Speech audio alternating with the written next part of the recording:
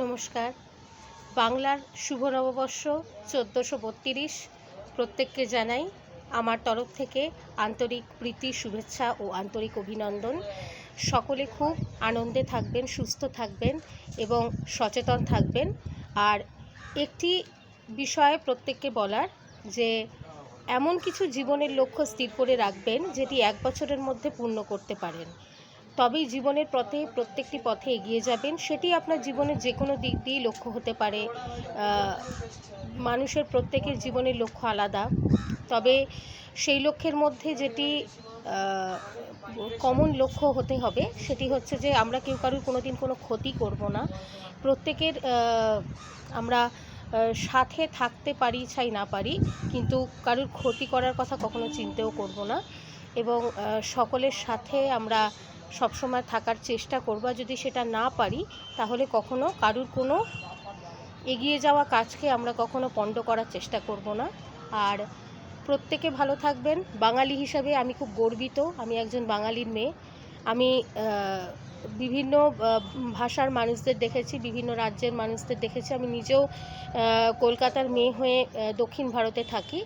তো সেখানে আমি দেখেছি তারা কিন্তু প্রত্যেকে নিজের ভাষা, সভ্যতা, সংস্কৃতি সমস্ত কিছুকেই খুব আপন করে প্রত্যেক মুহূর্তে, সারা বছর ধরে, প্রত্যেক পরিস্থিতিতেই, যেটা হয়তো আমাদের বাঙালিদের মধ্যে অনেক সময় খামতি রয়ে যায়।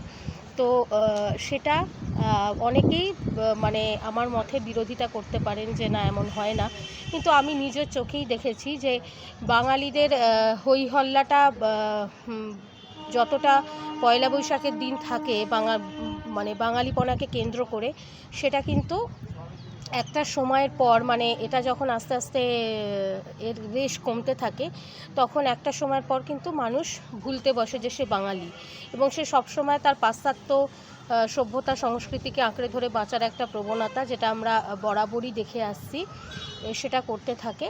হয়তো ব্যক্তিগতভাবে আমিও হয়তো তার থেকে বিরত কিনা বলতে পারবো না, তবে আমি নিজেকে এর মধ্যে রেখেই বলছি যে সকলে নিজের সভ্যতা, সংস্কৃতি, নিজের বিষয়টাকে কখনো ভুলবেন না যে আপনি বাঙালি হিসাবে আপনি যেখানেই থাকবেন, পৃথিবীর যে রাজ্যে, যে মহাদেশে যেখানেই আপনি থাকুন না কেন, সেখানে যেন আপনার জন্য আপনার বাঙালি জাতি গর্বিত থাকে। এমন কিছু কাজ করবেন যাতে আপনাকে সবাই বাঙালি বলে চেনে। কারণ আমাদের বাংলায় তো এমন কোনো মানে প্রত্যেকটি ক্ষেত্রেই আমরা দেখি বাঙালিদের প্রত্যেকটি ক্ষেত্রে অবদান রয়েছে। শিক্ষা, সংস্কৃতি, সমস্ত বৈজ্ঞানিক বিভিন্ন পদে, প্রযুক্তিগত দিক দিয়ে। তো আমি প্রত্যেককে অনুরোধ করব, বাঙালি হিসাবে আপনারা সব সময় নিজেদেরকে গর্বিত বোধ করার মতন এমন কাজ করুন যাতে আপনারাও নিজেরাও খুশি হন, বাকিদেরও গর্ববোধ করতে সাহায্য করুন।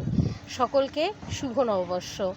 আর আমার চ্যানেলটি যদি কারুর ভালো লেগে থাকে তাহলে প্লিজ সাবস্ক্রাইব করবেন, শেয়ার করবেন, লাইক করবেন, কমেন্ট করবেন অবশ্যই। আমি আজকে এতটাই।